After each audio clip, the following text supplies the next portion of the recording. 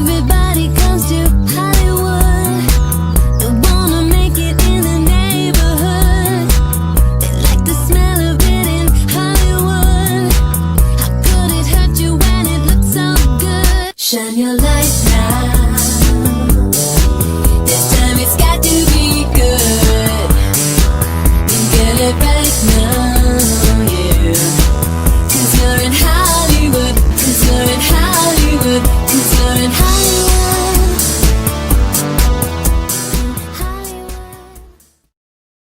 The Fantastic Four is one of Stan Lee's earliest comics. Dating back to the 1960s, it's about a family of scientists that get struck by a cosmic radiation while on a space mission, gaining superpowers in the process.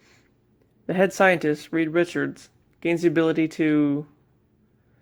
well, I'll just let the song tell you.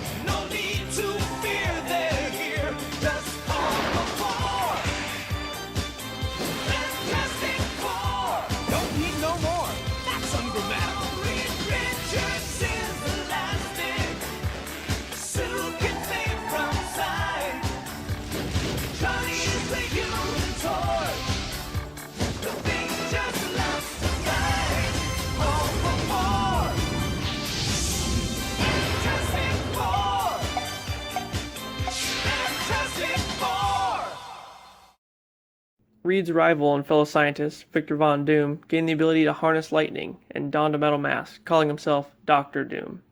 He resides in Latveria, where he is the ruler.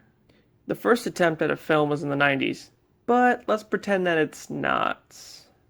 Instead, let's discuss the 2005 film, which at the time was awesome. Their origin story closely lined up with that of the comics, altering slightly, but having Von Doom on board with them. The team got bombarded with cosmic rays, and each unlocked a new ability, including Victor, whose body is now made of metal? No. Okay, that's just too far. The only one who couldn't turn it on and off was Ben Grimm, who Johnny dubbed The Thing. In the film, Reed vowed to restore Ben to his human form. However, gradually spending more time with his love, Sue, got sidetracked and didn't exactly keep the promise. Reed and Ben reconciled once Dr. Doom captured Reed and tortured him, summoning the team to his aid. The four thwarted Doom and froze him in a statuesque state, shipping him back to Latveria. In the 2007 sequel, Reed and Sue get married and try to enjoy their life, until a new threat emerges, Galactus, and his herald, the Silver Surfer. I'm not even going to get into the fuckery that is the Cloud with a face. I'll save that rant for another video. But let's just focus on this for now. So they talk the Surfer into turning on Galactus, and he sacrifices himself to kill it. I don't know if a part 3 was ever planned, but with the poop reviews this movie got, I don't think so. Alright, moving on 8 years later to the less desirable reboot. Okay, let me start by saying Chronicle was the shit. I thought a grounded superhero movie was awesome, and the way they gained their powers was even cool. It even paved the way for Michael B. Jordan and Dane DeHaan. DeHaan? Whatever. The other guy, though, not so much. Anyway, the original film followed the cosmic ray storyline, whereas this one went more towards the negative zone, or quantum realm, or whatever you want to call it. I think they referred to it as Planet Zero or something. This time they are young adults, with Reed just getting into college via the Baxter Foundation. Sue and Johnny are still siblings, but Sue in this one is adopted. Pretty much everyone hates this. I don't know why. It's fine, it's just a movie. Don't be an asshole. So Reed is asked by Dr. Storm to help build a teleportation device they called the Quantum Gate, which was designed by Storm's protege, Victor Von Doom, another student at the Foundation. So the test run goes well, and the government pretty much takes the project out from under them and enlists NASA astronauts to be the first humans to go. So one night, Reed, Johnny, and Victor, and Reed's childhood friend Ben, get drunk and beat them to it.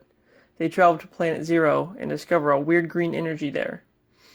When Victor messes around with it, the planet goes nuts, blowing up all over the place, and they try to get the hell out of there. Victor ends up falling into a pit of the stuff, and then they leave his ass behind. But when they try to escape, the transport won't leave, exposing the team to a bunch of fuckery. Sue wakes up and finds this out, and then she brings them back, but upon doing so gets hit with a bunch of the return energy. Sometime later, the team is locked down in quarantine. Reed finds Ben, but when he sees him, instead of helping his friend out, he bails on him. Sue is busy trying to learn her new abilities, but more focusing on rebuilding the gate so they can undo them. Ben and Johnny have been turned into weapons for the army. Finally, they find Reed, who became a hermit in the woods, and together they rebuild the quantum gate. When they return to Planet Zero, they find Victor, who now controls the energy that's coursing through his body. When they return to Earth with Victor, he kills Dr. Storm and pretty much murks everybody else in the facility. He then tries to permanently open the gate, destroying Earth in the process. It's up to the four of them to work together to stop him. They go to Planet Zero and beat his ass, and eventually Doom gets disintegrated by the portal he created.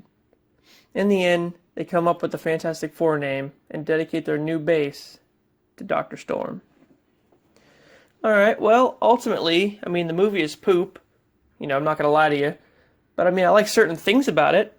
But the suits, okay, first of all, okay, now that's better. That's what we're looking for. Okay, fix that. And then this, and